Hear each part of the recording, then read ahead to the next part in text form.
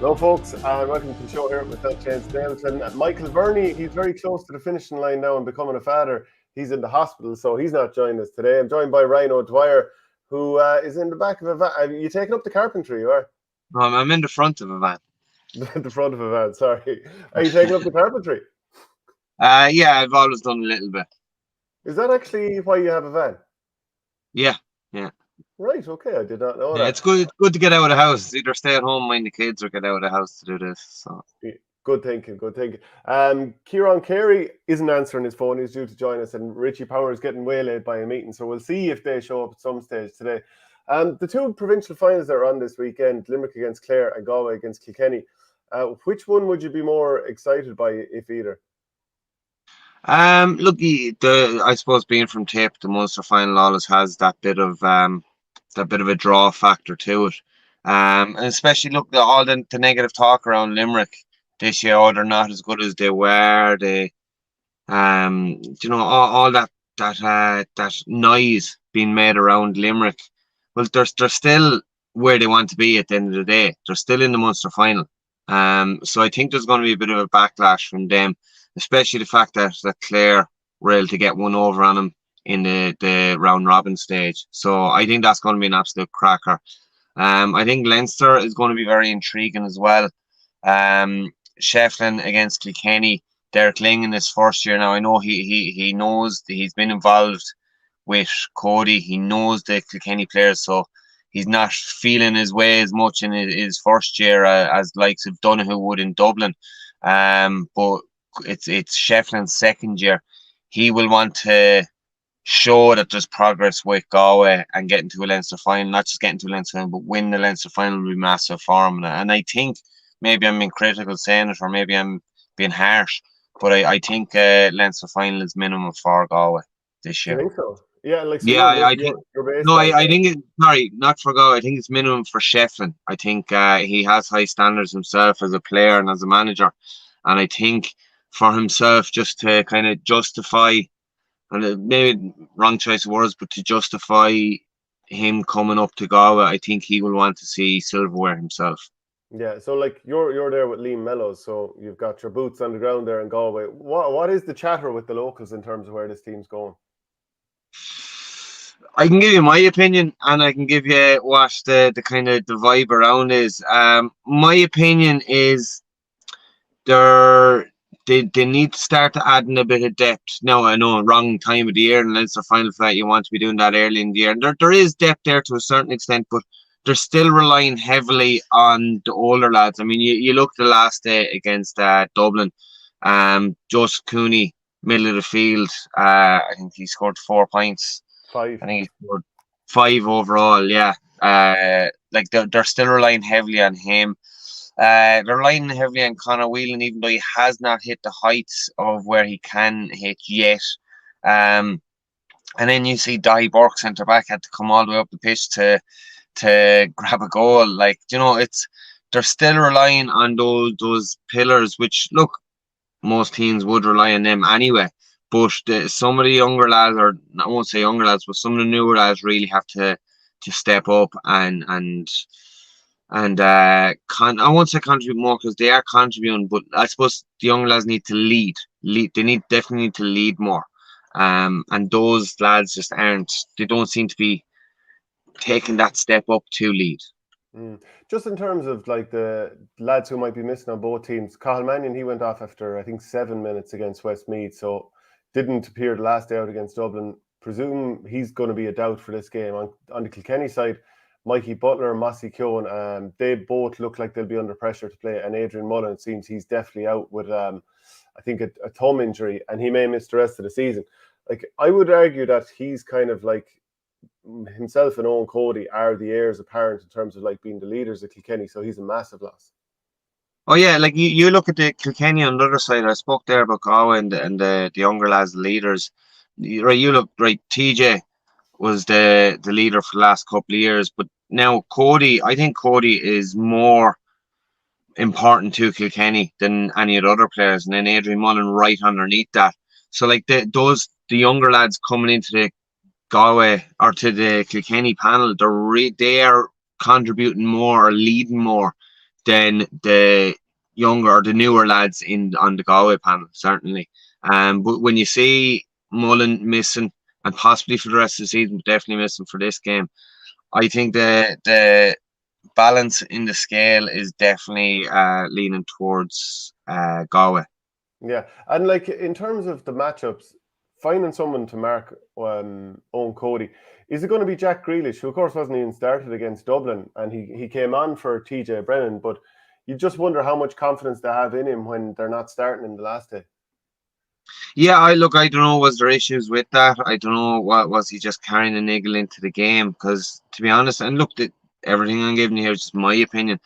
He'd be a definite starter for me. I'm just I've the program here in front of me. Like, would he be the best person to pick up on Cody? Yeah, probably. Morrissey, maybe. Yeah, is he a little bit green? I know Jack Grealish is around a little bit longer. Like Owen Cody, I know Owen Cody he's not around the last 10 years or anything, but he's still young. But he's played in a couple of All Ireland finals between club and county. He certainly has that bit more experience. I'd have Jack Grealish on him, and follow him everywhere. Like, Owen Cody, he's going to play in the half forward line. He's going to play in the full forward line. Kilkenny move seamlessly, not to the same extent, but do you remember Waterford in the early 2000s under Justin McCarthy? The forwards, you didn't know who you were marking. To in the early to mid 2000s, like Dan Shannon could be corner forward 1 minute, centre forward the next, back in full, then in the wing, and it was really hard to play against. Kilkenny are similar to that in a lot of ways, but probably they do it less seamless. And not as often, but I personally would dedicate one person to Owen Cody, and you go follow him around. I don't care if you touch the ball for the game, as long as you minimise him, because there's no point in saying I don't want Owen Cody to score anything. He's going to score. He's going to get on ball, but you want to try and minimise that. And I certainly think a way to minimise that is to cut the supply of ball to him, rather than putting Jack Grealish or whether it's Darren Morrissey on him and say you stick to him and stop him from hurling. Just prevent the ball from getting to him. So that's up to the other 14 players or the other 13 outfield players out the pitch to prevent the ball getting to him and to increase their work rate, and basically in the face of the Galway players, the Kilkenny players. Galway need to bring to the game what Kilkenny have done for years, and that's just relentless, raw aggression. Okay, well, look, we're delighted to say we have Kieran Carey joining us here now as well, along with Ryan O'Dwyer. Kieran, the viewers want to know, where have you been? Where have I been? I've been gone to ground, Shane, like the terrier gone hunting for badgers and foxes. Well, anyway, we're delighted to have you on the show this morning. Have you enjoyed the season so far? Yeah, Shane, do you know what now, to be fair, and I'm talking about all levels and all standards of hurling, it's probably the best I've seen in a good number of years. I suppose it has been the most consistent, and that's taken Carlow into consideration, and the Offaly game as well. The under-20s also, Cork are brilliant win, and the Clare at the minor level. So the hurling, I think we're kind of getting a feast at the moment, and it's very good. And I suppose it's a bit of inconsistency there with teams. Looking at all the teams, I suppose, if I have to be honest, probably the most consistent senior team presently at the moment, going by what I've seen, is possibly Clare, to be fair to them. And, even Dublin's first half display against Galway, I thought was awesome, to be fair to them. I thought that display of hurling was absolutely brilliant. So you're loving the hurling, Ciarán, but it looks to me like you're a bit more of a football man lately, if this image is something to go by. My God, if I knew that was coming up now, I'd stay underground with the badgers and the foxes, Shane. What do you like at the football? When was that taken? That was a game against Clare. That was a challenge game against Clare. And we're going well. We've two championship matches played. We've won this Saturday. We've played Waterford. We got a result there. We've played Kerry last Saturday week. We kind of put it up to beat us by 5 points, and we've another game this Saturday. It's a league base. I think we've got 7 or 8 games, Shane, and depending on how many points we have, then whether we're going to go forward. But come here, I'll be honest with you, it's tough going. It isn't easy, you know. And Playing the game and doing a bit of training is fine. But the aftermath, it's about 3 days before I can actually physically straighten up. but it's worth it. Do you have you marked any players that we might have heard of? Any kind of famous old Kerry players or whatever? Shane, I suppose when you're kicking a bit of football, even though it's over 40s, I suppose a little trip switch comes on in the back of your head, and it goes back to I suppose a bit of the old way of thinking. So I've never really it never really bothered me back in the day who I was on in the hurling. So I'm hardly going to start worrying about it in the football over 40s now. So I probably am, but I might know him. Ryan, did you ever care who was marking you? And I remember one day coming on to mark you, and I thought, okay, look, we're going to have to do a bout of shouldering here or whatever. And you just turned around and went, oh, well, how are you? And it totally disarmed me. That was certainly a league game anyway. Championship would be a little. It was. Was it? Yeah. Maybe because I never felt threatened by it. That's why I was like, oh, Shane, how are you getting on? Good, cheeky. Was that the time you landed on your arse? When you tried to bust through me and then you landed on your arse? Every single time we do a show together, he brings this up. I dived looking for a free. The ref didn't buy it. It was like there was certainly enough in it for him to give the free, but he wouldn't. But anyway, back to the Leinster. Ryan, like Galway have been in 10 Leinster finals since joining Leinster in 2009. They've won 3 of them. They've lost 6 and drawn 1. Like they have like added hugely to Leinster. It'd be complete wasteland if they weren't there. Yeah, look, I certainly think they have contributed a lot, because when you look at it, right, Kilkenny were in their pomp when they're at the top. Like what Wexford bet them in 2004. We'll say take Galway out of it. Wexford won in 2004, Dublin won in 2013, and the rest of the times it was Kilkenny winning. So I certainly think without Galway putting up that challenge, it would be a little bit, not exciting. And all the attention would be on Munster, which would be rightfully so if that was the case. So they have contributed to it. If you look at bogey teams for Galway, it seems to be Dublin seems to be the bogey team. For a lot of the time there anyway. But look, I suppose what have they added to Leinster? They've added a lot. Is that return 3 out of 10?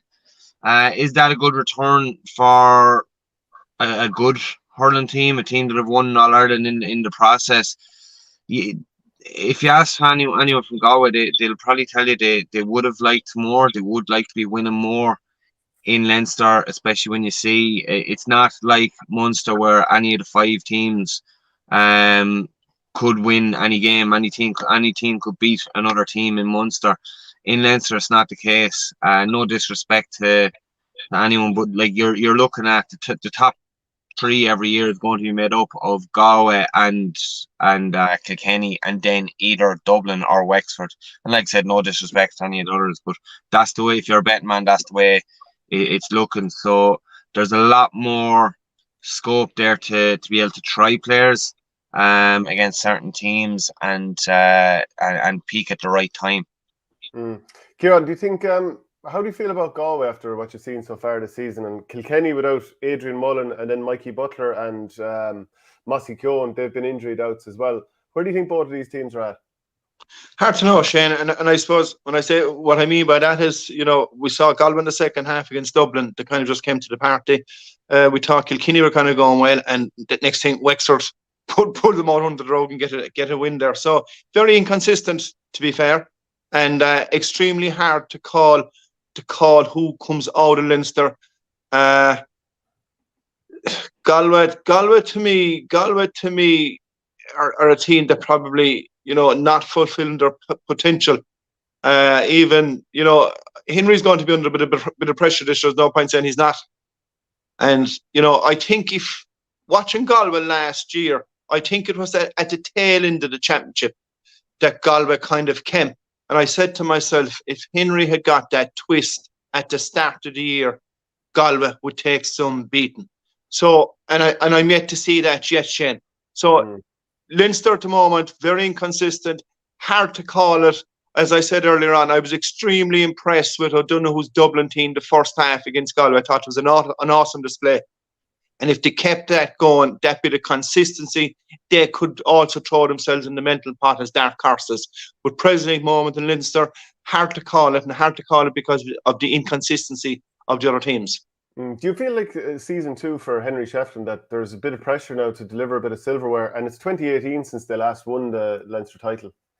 Yeah, without a doubt, there's serious pressure on Henry this year. And come here, to be fair, no different than an inter-county player. When you're an inter-county player, some people thrive in that. Myself personally, I love that pressure, and that comes hands in hands with the manager. So that won't rattle him or anything like that. So definitely the squeeze is on him this year to produce.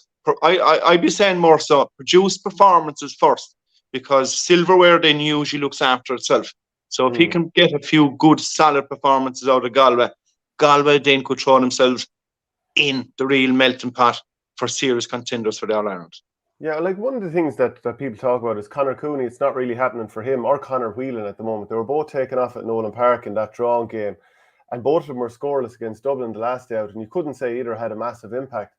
Yeah, like it's a little bit unusual that both of them are finding it so difficult at the moment. Yeah, a bit unusual, but I have to say that, as I said a while ago, Shane, the Dublin played exceptional. Their centre back was outstanding, their full back was outstanding. They have a few right square hawks there. So as I said, they're coming at the right time. Conor Whelan and Cooney, they're always going to be marked men, and I suppose mentally, it's how you deal with that. You have to be ready for that every day you go out. Any day you go out in championship across the line, there's someone there to babysit you. His job is to babysit you for the full game. And you have to be ready for that. And if you're not ready for that, then, you'll probably, 9 times out of 10, you'll probably underperform a small little bit. Do people in Galway, Ryan, feel that they're proper All-Ireland contender this year? No, they don't. There's a lot of... Now, look, I'm only going by the vibe around, but a lot of people are saying, there's a few players that were missing. We're not at the Limerick standard yet. So I won't say there's negativity around Galway, but there's not a lot of optimism around Galway. Now, I'm sure with some people there is, and they'll probably chastise me for saying that, but the general vibe is that there's more hope and optimism rather than just sheer positivity about it. I want to talk about some of the other different teams, including Cork, who've gone out. But Kieran, I'm sure you saw this week that Teddy McCarthy, former dual star for Cork, double winner in 1990, that he passed away. Is he a person that you would have been familiar with both on and off the pitch, or would you have known him at all? Yeah, we would have crossed swords a few times in the early days at the latter end of his career, yeah. And obviously, I was alive and well for 1990. That achievement, to win two All-Ireland medals in the 1 year with both codes, first time it has been done and hasn't been done since. And I'd imagine it's a feat that'll never be, that'll never be done again. So I'd like to send commiseration to his wife and his family, and terrible loss, a sudden death like that when it happens to family, it's just unexpected. And, there's a lot of people down there that are in shock. I was talking to 2 fellas during the week. There was a fellow from Cork that phoned me, and he was in shock. He knew Teddy well. He was from Glanmire. And, grief, Shane, grief is a different animal, so, as I said, I was shocked myself when I heard it, because, my brother is playing over 40s with us in the football, and he's the same age as Teddy.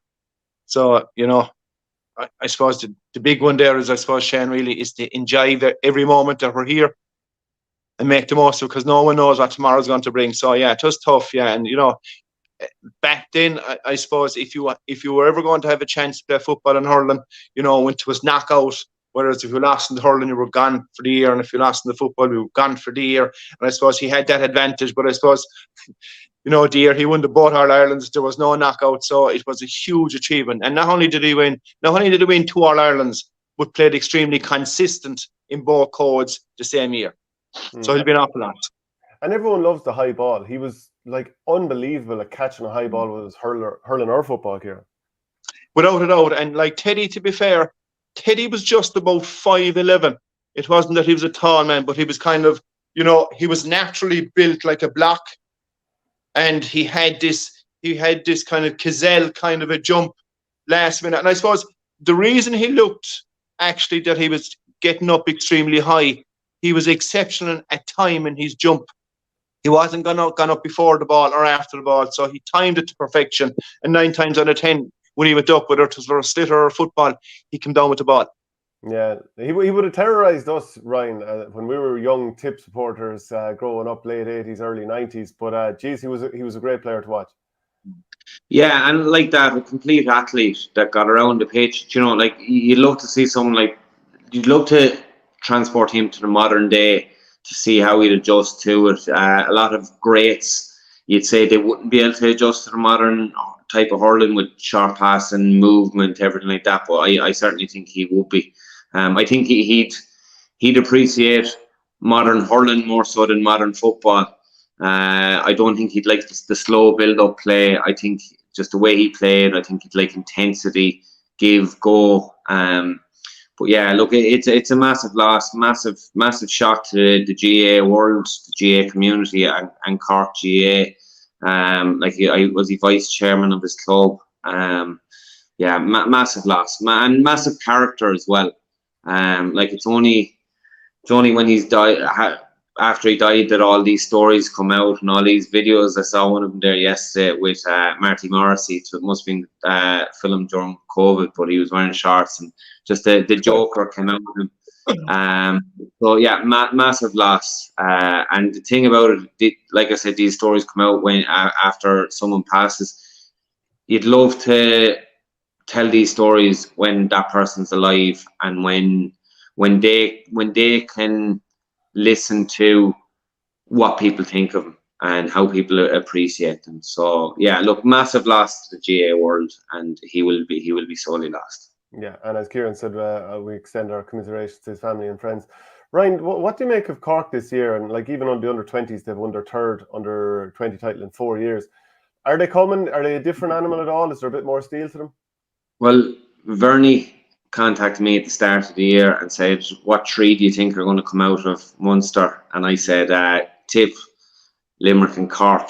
I said, I don't know what order, but I really thought Cork were going to come out. And you know what?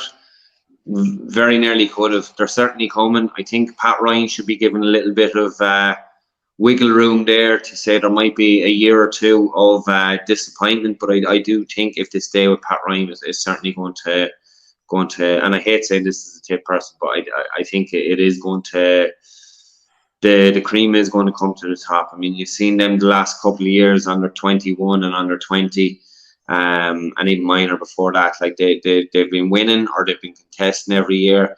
The players that they've produced and the players that have come through from those successful under 20 teams through to senior now, it is frightening for everyone else. And you see they're after winning the 20 now this year. There's a good few players going to come from that as well. Thankfully, one of them, Ben O'Connor, is going to concentrate on rugby, so that's good for all the rest of the counties. But yeah, I think I won't say they're going to replace Limerick, because I think Limerick are going to be there for another while, because they're just introducing 1 or 2 every year. But I certainly think that Cork are going to be up there. And I said there, was it before the last game, I said I think Cork are going to win All Ireland by 2025. Hopefully I'm wrong. Yeah, well, as I said, they've won 3 of the last 4, and then they were in the 2 finals before that. So they've been 5 of the last 6 finals. So there's a huge amount of players coming on stream, or should be, Ciarán. Do you think that the future is red? Yeah, but it just shows, you know, when you look at Tip and you look at Cork this year, okay, obviously both a change of managements. And, you know, you look at Tipperary, you see the difference in their physical fitness, how sharp they are, how improved they are. You look at Horgan with Cork, you know, he was only a shadow of the man that he was last year. He was like a guy that was kind of reinventing himself again this year. So, yeah, I'd be inclined to agree with the statement there. Yeah, I think they're coming good. I think they've exceptional hurlers. They were down Coleman this year. He would have been a huge loss. And, you know, Joyce is molding himself into probably one of the best centre-backs even presently at the moment as a young guy. So definitely the future looks bright for him. But funny enough, I think actually they'd be still in the championship if they possibly tweaked 1 or 2 in defence. Because I think their defending this year was very naive, gave away chopped, kind of cheap goals, which obviously cost them a defence because they lost 2 games by a point. So every mistake, every boo-boo that's made at that level, you're going to be punished. And there's an awful lot of defenders, in the full back line, contesting the ball with their opponent, trying to catch it. And 9 times out of 10, 7 balls, they might catch one, but about 6 the forward's going to catch it, or else it might drop and goal. So if they kind of brush up in that area, I think they'll be serious contenders about 3 years' time, Yeah, well, if you look the last couple of years, the last 10 years, there's been that kind of attitude about Cork. There's a softness there. I certainly don't think the senior team this year, I don't think there was a softness there now. I think that there is room for improvement, but I certainly think they've I won't say they've thrown away that tag altogether, but they've certainly ripped a portion of that tag up. And when you look at the under-20 game last day, there was a lot of boldness and a lot of cynical play there. So I'm not trying.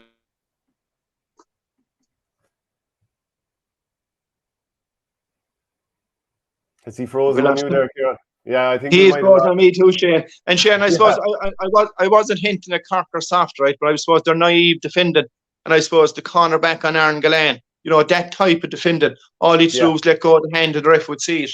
And I think, there was a soft goal. I think might have been the fullback or the cornerback went up to catch it, ball gone. So if they brush up in those areas, I see huge change in them. And definitely they're probably a team for the future without a doubt. And especially with the under-21s, with the under-20s winning, so that conveyor belt automatically is looking after itself. So I think in fairness to them, they're extremely unlucky not to be in the championship still. I felt against Limerick, to be fair to them, I probably felt they were the better team and probably should have got a result. So they were very unlucky that they're not in the championship, but definitely the future looks good for them. Yeah, and we'll come to the Munster final, of course, very shortly. But Ryan, we might as well just talk about Tipperary, since we're talking about some of the teams that didn't get to the provincial finals. What have you made of them? I'm sure you're aware that Tip played a challenge match against Dublin the other day as well. I believe Barrett was back playing. I'm not sure if any of the other the other guys who were suffering injuries, I'm not sure if Ford played. Craig Morgan, there's talk that he may be back. Don't think he played, and I don't think Jake Morris played. Yeah, look, Tip this year have been an enigma. They've mixed some brilliant stuff, some phenomenal stuff, and some really stuff that shows character rather than just a hurling skill. Shows character, stuff you'd appreciate. And then they go out the last day against Waterford and then produce that, which was just so disappointing.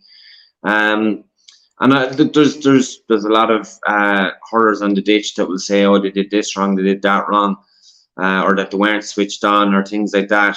I think just Waterford came up with they came out with a plan to stop Tip, and Tip didn't respond to it. They kind of stayed too much to their game plan or to their approach or whatever. I think they're still they're going to come up now against Offaly. I think they'll beat Offaly. I think they'll have too much. No, I don't think it's going to be easy. Because I certainly think Offaly are going to have their homework done on Tip. And then the next day they would be playing the Leinster final. Yeah, so Kilkenny or Galway. I think they have a chance in that, regardless of which team they're going to play. So yeah, I think three of the semi-finalists are going to be made up of Munster teams, I think. So I certainly do think if you've asked, especially after last year, such a disappointing year, last person would be happy to get to an All-Ireland semi-final this year, I think they'd certainly say yes. And I think the same applies. I think they're going to get to a semi-final, but I think that'll be it. And you never know after that. But when you look at the players that Tip are missing, they basically have a team of players that are either injured or have stepped away or whatever. So that is disappointing. And I suppose this year, I suppose it's Cal's first year now. I know he's not like a normal manager coming in his first year, because he knows a lot of lads. He knows all the lads. He has managed them either at minor or under 20. But I think with the negativity around Tip this year, or leading into this year, and with the injuries they've had, I certainly think it's looking up for Tip next year and subsequent years after that. Yeah, Ciarán, just to get your thoughts on it as well. Like Tip, you could say Tip are looking up, but it's still only one win in the last 10 championship games from Tip. So it'd be very hard to just go from that to winning an All-Ireland, for example. Yeah, without a doubt. And I suppose what you're looking for any team, Shane, really, as I say, the scoreboard will always look after itself. The silverware will always look after itself. So you're looking for a level of performance. You're looking for a bit of heart. You're looking for a bit of pride.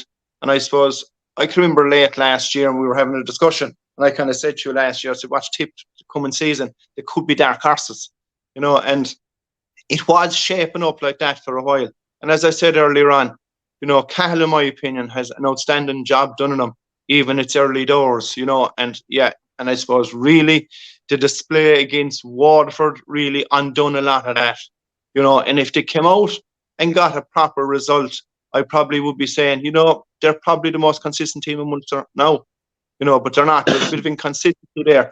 But definitely they've improved, Shane, hugely. Their forwards have improved hugely. Their physical fitness has improved hugely. So you can see his handprint and his stamp is all over the team. They got a massive result against Limerick this year. So that is going to be huge for their confidence. When you get a result like that, you're playing the cream of the crop. We held our own, so let's grow in confidence and let's push on. And I suppose I'm kind of waiting for that. But I think the backdoor system could suit them, actually, because I think they're probably cocky enough and arrogant enough now from a few displays that they can hold their own with the Galways. But come here, but you need to think like that, Shane. There's no point going on unless you are confident. I believe they think they can hold their own against Galway and Kilkenny down the track. So I think, funny enough, the back door could suit them. And we said there a while ago, they may be not good enough to win an All-Ireland yet. Tipperary weren't kind of picked to win an All-Ireland in 2019, but yet a little window of an opportunity opened. They got to the final and they took it. So that's sport, Shane. So that could materialise for any team this year. So am I impressed with Tipperary? Yeah, I am, big time. And I just want to ask you about Waterford before we move on to the Munster final. Like last year when everyone was touting Waterford and they had an unbelievable league final win and they were brilliant and all that, you made the point and it turned out to be very much on the money. Did they have the emotional composure to go on from there? And it turned out that, whoever you want to lay the blame at their door, it's fine. But they didn't have it. And did they have it again this year? Probably not. No, and Shane, I can remember about 10 or 12 years ago, myself and a friend of mine, we were down in Thurles and we were watching a young Waterford team. We saw them about once or twice in the space of 2 years. And I turned around and I said to my friend, there's something seriously wrong if Waterford, what I'm looking in front of me here, don't go on and push and win an All-Ireland at season 11. Now, that was about 10 or 12 years ago. So they're after exceptional players during that period. And, not to be pointing fingers, to be fair, a good few managers have tried and tested and haven't crossed the line with Waterford.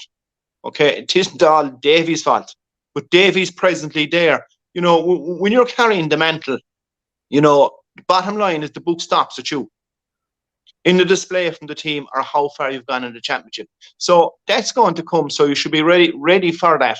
But as I said, Waterford are the one county that appear to be underachieving, underperforming all the time, because they're a team there that possibly man for man, they've possibly 30 the best hurlers in the country, but it doesn't appear to be manifesting itself in the field. Let's go to the Munster final. So Limerick against Clare at the Gaelic grounds. You pulled some stroke getting that game in the Gaelic grounds, Ciarán. I don't think there was a stroke to him. I actually think Clare probably laid the gauntlet down and they're sending a message, we got a result there already this year. We don't really care where you play, in your own backyard. We're ready to rock and roll. And that's the message. Well, come here, Shane, but you must be thinking like that. So I suppose the week that's in it here, I've never seen a shortage for tickets, number one. Number two, and I suppose we touched on it there a while ago with Teddy McCarthy playing in the modern game. With all the changes in the game in the last number of years, I suppose the mentality in the J hasn't probably come with it. And what I'm hinting at here, I think they're missing an old trick. I think the Munster final possibly could have been brought to Crow Park, Shane. I think it would have been a super day for it. And I don't think you'd have a scramble for tickets. I think you probably would have about 60,000 at it. But either way, it's on in the Gaelic ground, so that brings an extra bit of pressure to our boys now Sunday, and we'll see will they be able to carry it.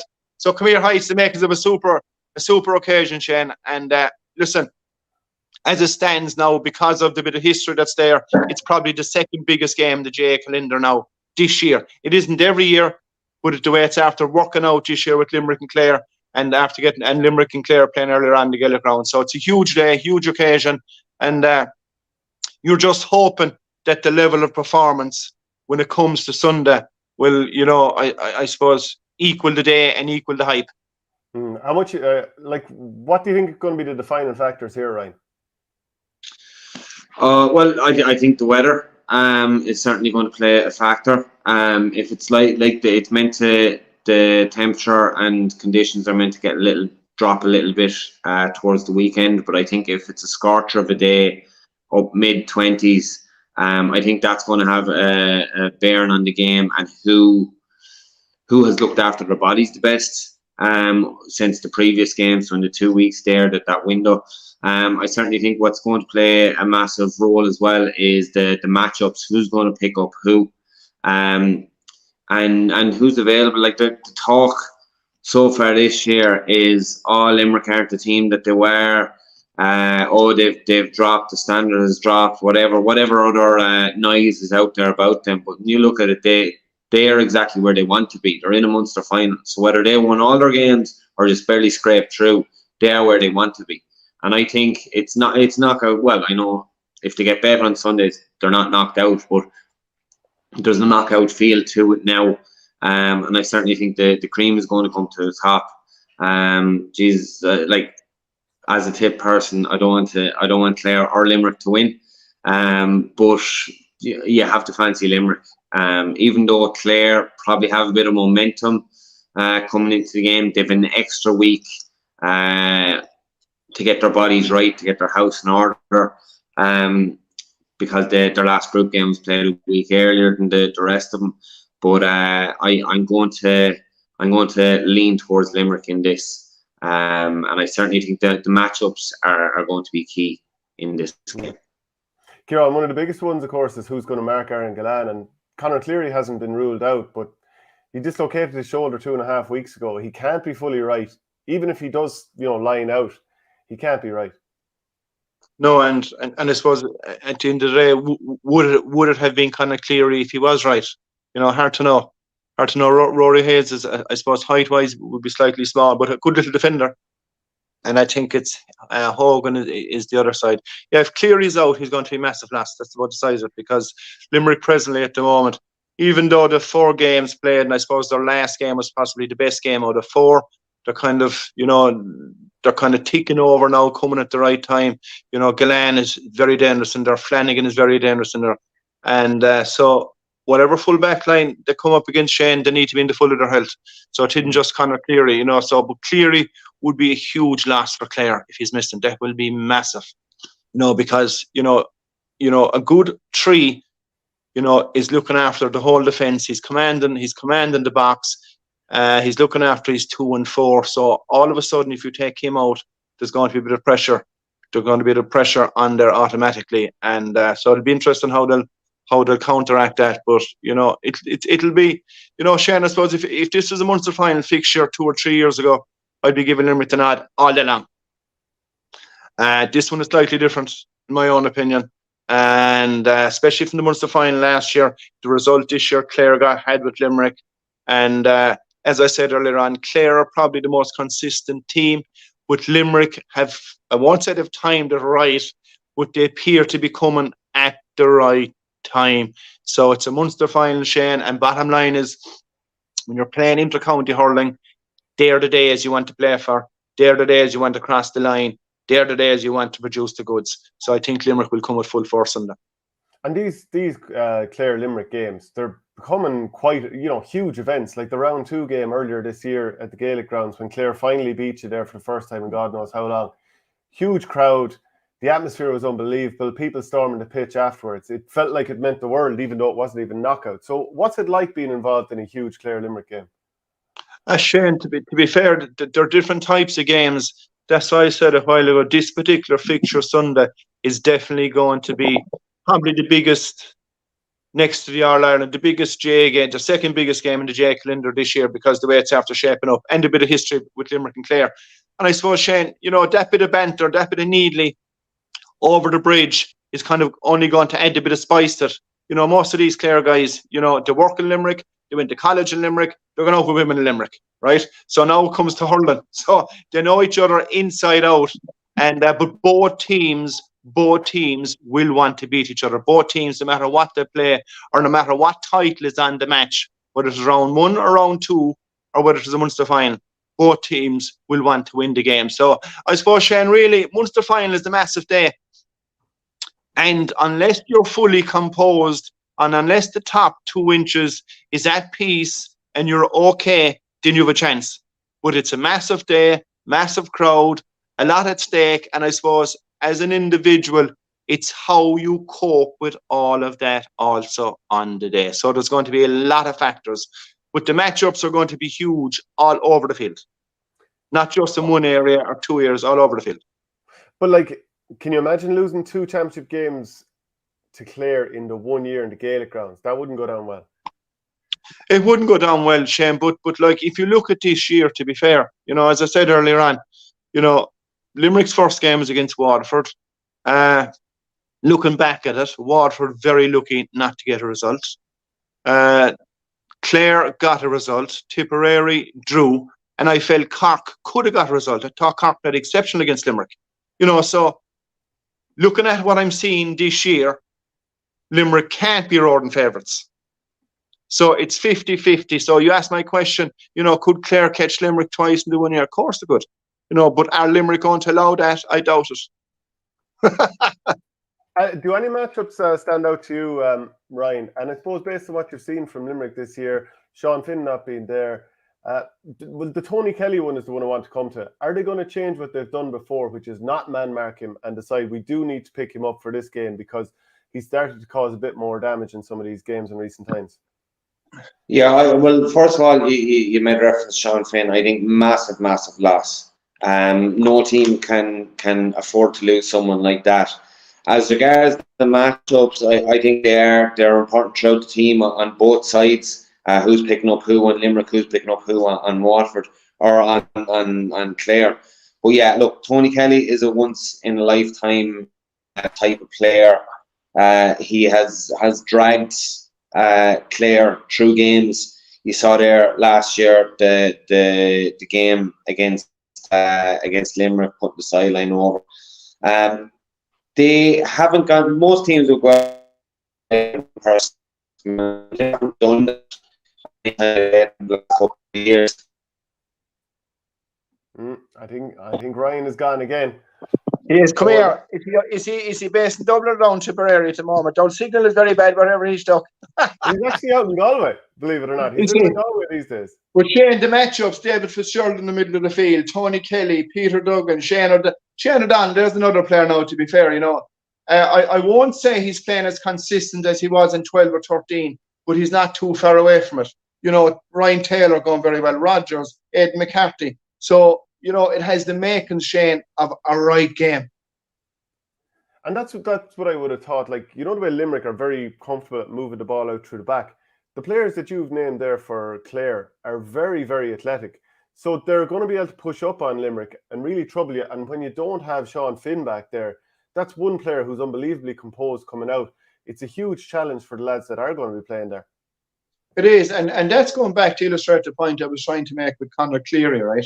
And Shane, it's young Finn, since he was injured. Barry Nash is a bit iffy. Dan Morrissey. So that's an effect of Sean Finn missing. When you're missing one of your leaders in the full back line, there'll be a little ripple effect and consequences. And Cleary is the same. If Cleary is out, that's going to be a huge blow mentally for Rory Hayes and Aaron Hogan, whoever's going to be there, how they're going to cope with that. But Shane, let's be honest about it. Go back to last year's Munster final, I suppose. Realistically, calling a spade a spade. Clare were the only team up until that point that were able to implement a blueprint that would derail Limerick system and implement their own system. They did it last year in the Munster final, and I see Sunday being the exact same. They're going to put the squeeze, they're going to push up all the time because they're a very athletic, fit team, and it'll be interesting to see how Limerick are actually going to cope with that, because this will be the third time the last 2 years that Clare are going to come with the same system.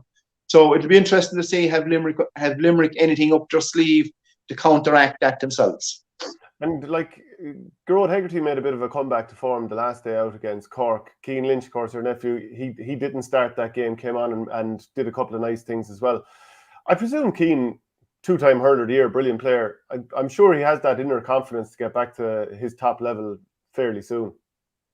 Yeah, without a doubt, Shane. But a lot of people are homing in on Gearóid and Ciarán. I suppose for the right reason, two of them are hurler of the years. But I suppose if you go through all the games this year, up until the Cork game, I could call out another 14 players, Shane, that were all underperforming. My point is, Limerick, up until the Cork game, were underperforming big time. And they were just doing enough, holding their own.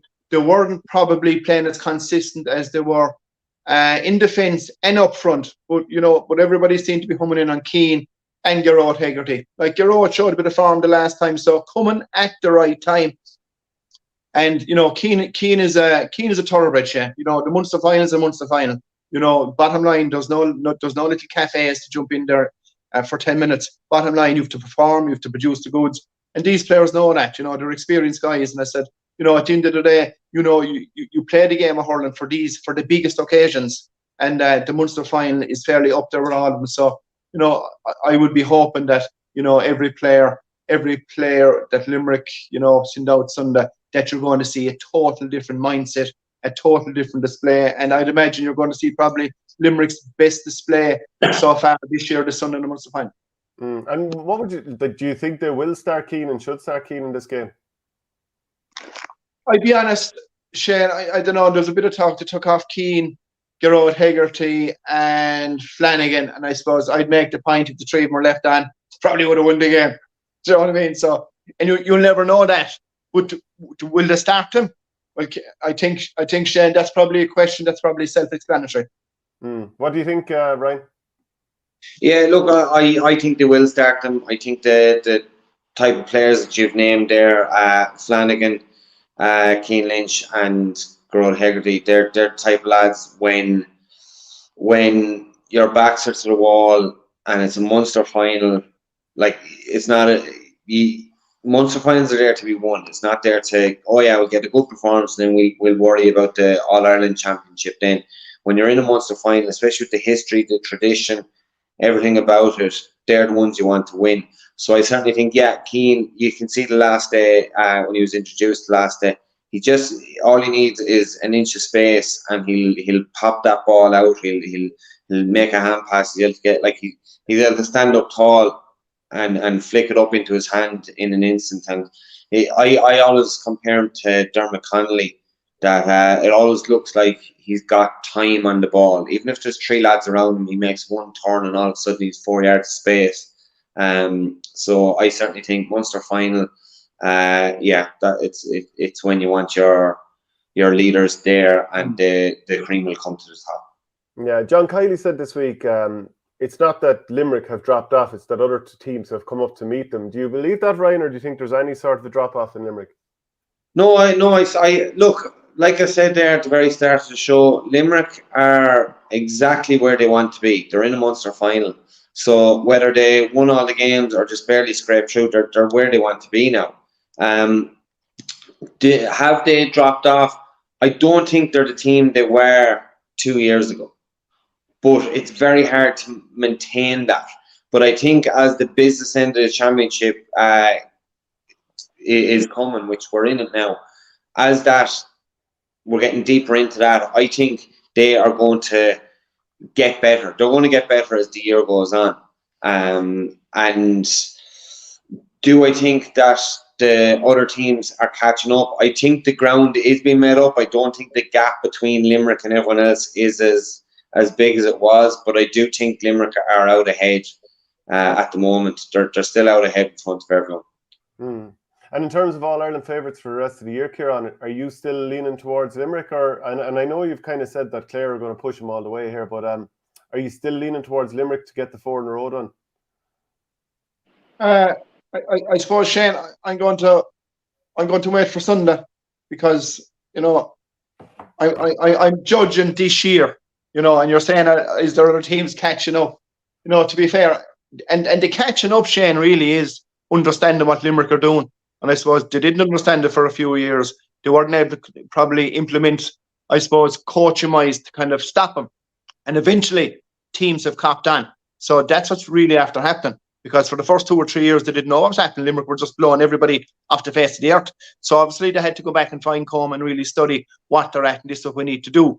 Like Tom Morrissey, Cathal O'Neill, and Nicky Quaid are probably going into the Cork game where there are probably 3 players that were the most consistent for Limerick.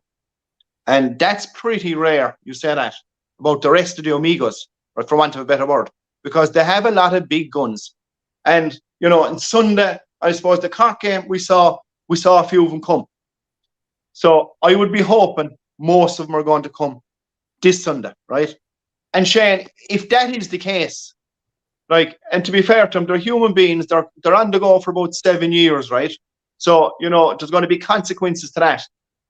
But I believe if they can cross the line Sunday with a display that we're used to seeing, if I see that Sunday, then I will tell you they're serious contenders again. Ryan, does the loser here of this game, because it's it's going to be physical, it's going to be tough, and you're going to be straight into a quarterfinal very soon after that as well. It makes it a very, very difficult path for whoever loses either provincial final. Yeah, there is a quick turnaround. The preliminary quarterfinals are next week, and then the quarterfinals in the week after. So they have a quick turnaround, right? It's a Munster final if they get, and a Leinster final as well if they get bet. Right, they're going to maybe take a day or two off and then regroup. But I think physically they'll be able to regroup, but I think mentally after getting bet, or the manner in which they get bet in a Munster final or a Leinster final, I think that's going to be important. And I think it's the 6 inches between the ears that is going to be the deciding factor whether they win or lose a quarter final. Because you look, the teams that get bet, or so the teams that got bet, the third place teams, they're playing Carlow and Offaly. No disrespect to Carlow and Offaly, you think the Liam McCarthy teams should get over that. So they've had more time to prepare. The last game they will have played would have been a win, so that coming into the quarter final. So the confidence will be a little bit higher. Any wrinkles that may have been there, they could iron them out in the game against Offaly or Carlow. So I certainly think coming third place, if you're not going to win the Munster or Leinster final, I think third place is not a bad place to be. Because you get that extra bit of time off, get the bodies right, get a bit of a warm-up game, and then play the quarter-final against a team that were after getting bet in their previous game. So mentally, I think it is a big advantage. Okay, so we'll finish up on this then, Ciarán. You're going to have a goalkeeper and a 2v2 at one end, goalkeeper and a 2v2 on the other end, and then the other 20 players in the middle is just going to be all-out war. It's going to be very difficult for anyone to get in the flow, but it is just going to be like collisions. You're going to have lads getting knocks to the head, body, the whole lot as well. Like, ultimately, this is going to be a war, and then who can ever win enough ball to feed it to the inside. Yeah, and you're on the ball, Shane. That's it. That's where it's going to come down to. And I suppose this particular war is kind of slightly different. There's a lot of spice to it. There's a lot of tradition there, neighbouring counties. So it's all going to add to that. And I suppose as a player, you need to have the ability to park all the Duffy circuses and totally focus on you and delivering the goods. And the team actually that probably is best at doing that will be the team that will come out and win it. Yeah. So, Ryan, put your head on the block here. Munster, I think it's going to be a Limerick win. I don't think they're going to get it all their own way. I don't think it's going to be easy. I think Clare will certainly put it up to them. Could possibly go into extra time. But I do think Limerick will win. Win by possibly a max 2. And then in Leinster, I do fancy Galway in Leinster with the players that Kilkenny will be missing.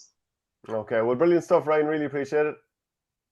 Okay, sorry, I kicked Ryan out there a little bit early, but thanks to him. And then just your prediction on both finals. Yeah, and I suppose I'm of the belief, Shane, most finals are 50-50, and this Sunday is no different. Obviously I'm wearing my Limerick hat, and obviously I'm hoping Limerick that will win the Munster final, and I'm hoping they come with a performance. If they come with a performance, Shane, they'll win it. If they come with a performance and are composed, they'll win it well. Because they can't afford to allow themselves get dragged in to probably the fight we're all making it out to be. Because if they allow themselves to get dragged into the fight we're making it all into be, that's going to suit Clare. So if they can go back to a bit of composure, and I suppose the last game against Cork, you could see glimpses of the machine was coming. It was coming. So I'm hoping if that same machine comes Sunday, I'd be definitely giving Limerick the nod, Shane. But as I said, the margins are going to be tight because, in fairness to Clare, they're full merit of being there Sunday. Brian Lohan and Sean Tracy will have them hopping. They will be taking the paint off the jams at the door in the Gaelic grounds. And that's the bottom line, because I think mentally they pulled a great stroke in going for the Gaelic grounds. And I suppose we'll see Sunday evening was it the right one. So I'll be edging for Limerick. In Leinster, even though Kilkenny are down a few players, I'm not convinced yet that Galway are good enough, consistent enough, and strong enough to win a Leinster championship. Kilkenny will still have a bit of say, and believe it or not, even though they're down players, I'm kind of giving the nod to Kilkenny still. And we were hoping to have Richie Power on to chat a bit more about Kilkenny, but he got called into a meeting, so we couldn't have him there at the final moment. So what could come here? Can I ask you a question? Because I know deep down, you're a big Tip man, and you have serious passion about the Tip hurling. Where do you think Tip are at yourself? Have you seen a bit of improvement? Yeah, big time. Sure. As soon as Liam Cahill was appointed, I was like, well, this is going to be Tipperary parachuted into the 21st century. And just in terms of embracing the setups and systems that you have to have, I thought last year you look at Tipperary, especially the last game out against Cork, when you still kind of mathematically had an opportunity to go through. There was no puck out setup, there was no hunting in packs, there didn't seem to be a structure, and it was just 15 lads out there, and they were all hurling their own game. Whereas now, despite a huge amount of injuries, Kieran, every team has injuries, but you can't ignore that Barry Hefflin, key man last year, he tripped over a stray water bottle on the side of a pitch as he was being knocked off it in the club match. Did his cruciate. He's not back yet. Craig Morgan, cruciate in a club match, not back yet, and he was great last year. Paddy Cadell did his cruciate in the league. Ger Brown, knee injury out. And, of course, Jason Ford recently. And I think I might be forgetting the likes of Ciarán Connolly. There's other players missing, and now Brian McGrath and Grode O'Connor. So I think Tip are going to come up short this year. But you'd have to be hugely enthused with what you've seen in a short space of time. And I don't think it was a case that Tipperary flatlined totally against Waterford. You'd have to say that Tipperary lost Jake Morris and Cathal Barrett. So 2 more lads gone again. And that's all your pace gone out of your team, kind of across the board. So I'd be pretty happy with where Tipperary are at, because Mark Keogh has found his feet a little bit more. Brian Mark Keogh and Jake Morris appears to be a different player. Even in fairness, I can't think of his name. The move to your man back fullback. What's his name? Michael Breen. Yeah, after settling in like a glove in a hand, loving it back there, hurling with a lot more confidence, coming out with more ball, doesn't appear to be jittery. So, but it just shows, Shane. I always maintain if your line is right, and and your coaching staff is right, you've always a great chance, because they're duty bound. Exactly what you said. Every player that you mentioned, Cahill and the coach have improved. And if you do that to 35 or 40 players, the world's your oyster. So I think, I'd be on the thinking you. I thought even though it's early days, I see huge improvement with their system, their fitness, their attitude, and more importantly, the level of skill that they're playing also. And do you see with Limerick, individual players kicking on, Dermot Burns seems to be kicking on even more now, but during that first half against Tip, I'd be curious to get your thoughts on this. I thought the likes of him and Hannon looked a bit shaky at times. They were spilling ball they normally wouldn't. Now, they obviously came again as the game wore on, but at times they looked a little bit off colour. Well, Shane, I said it a while ago, and I'm going to repeat what I'm going to say, up until the Cork game, because I saw the 3 games. Tom Morrissey is probably our most consistent player to date this year. Cathal O'Neill isn't too far behind him. Nicky Quaid even is making a few odd blunders that he don't usually do, right? But we'll throw him in there. The rest of the team, Shane, up until the Cork game, weren't at it. You know, and that includes all of them now. I'm not going to mention names. The rest weren't at it. So their level of performance haven't come. You know, and obviously Diarmuid came brilliant to last day, but prior to that, he needed to come brilliant to last day. You know, Barry Nash needed to come the last day. You know, a good few of them need to come the last day. And I suppose they know themselves as players, you know, going into a Munster final. You know, the last day is gone now. No, we all need to come. That's the bottom line. And but you were right. You were sizing up right, yeah. And their whole half back line, you know, were a bit frail. Their full back line was frail also. But I suppose, Shane, that has to be a great sign. You're still getting results. You're still in a Munster final, and you're still only going 50% of your potential. Is there any talk, or do you reckon that the team in any way, shape or form is thinking we can become the first team since Cork in 1986 to win a Munster 5 in a row, and also we can equal this year what Kilkenny did with the 4 in a row? No, Shane, that's guaranteed. There wouldn't be any of the handy talk now, to be fair. There wouldn't. There'd be none of that. Come here, the likes of you now and Barney and all these people, right? Ye love that stuff now because that's your job to talk about that and drive it up. No, but come here. From a player's point of view, not a hope. That wouldn't be mentioned at all. Not a hope. But you have to mention it. Yeah, it's good old fun too. Well, look, Kieran, brilliant to have you on the show again. It's been a while since we've had you on, so enjoy the match on Sunday. I'm sure you'll be there. I will, of course. Great to see you. Enjoy the game yourself, Shane. Right, mind yourself. God bless, man. Will do. Thank you very much. So always great to have Ciarán on the show there. And I'll just go through some of the other fixtures that are coming this weekend and check out the Varley and Poacher show to talk about all the football. In the Tailteann Cup this weekend, Downer against Longford. Interestingly enough, Down had Kilcoo, I should say, which is the club of Conor Laverty. They had a match against Mayobridge in the league during the week there. Conor Laverty actually played, so did some of the Down players, but they have Longford this weekend. And I think with Ring Kenny, I think is the name of the forward for I just double checked there. Sorry, Oran Kenny is the name of the forward for Longford. I think he's after breaking his hand, so he might be a bit. Well, he should be definitely a doubt then if that's confirmed. Fermanagh against Laois, Carlow against New York, who of course were parachuted in, and Offaly will meet Wexford. I'm bringing in Darragh Flynn here, who works for us as well. He's going to sub in as the quizmaster this week with Vernie. Of course, he's on duty at the hospital, hoping all things go well for Michael and Elaine there as they await an incoming child. Anyway, Darragh, we'll let you take it away. Shane, how are we getting on? We're hurling well now. I have 3 questions there now, just club championship based. The fact that it's coming up, creeping up faster now. So the first question would be, since 1998, how many Waterford County Senior Hurling finals have not featured Ballygunner? Wow, since 1998. I mean, you couldn't have picked more of a county championship that you're in, and why would a Tipperary man who's based in Dublin know that? So since 1998, how many haven't featured Ballygunner? Yeah, and then okay. I've done tip question to balance it out. So in the tip question is, who is the last South Tip team to win a county senior hurling championship? Yeah. And then the last question is, who's won the most All-Ireland club ladies football titles? Okay, so Ballymacarbery surely is the third one. Yeah, that's right. So 10. Very Waterford centric. This man is from the Nile 4 mile water anyway. I got put on the spot now, so I had to think of something quick. Mullinahone. Correct. Could you say the year? 2002. Could you say who they bet? Did they beat Toom? No, Thurles Sarsfield's after a replay. Yeah, I was going to say Toom or Thurles, but anyway, yeah, okay, memory got the better of me.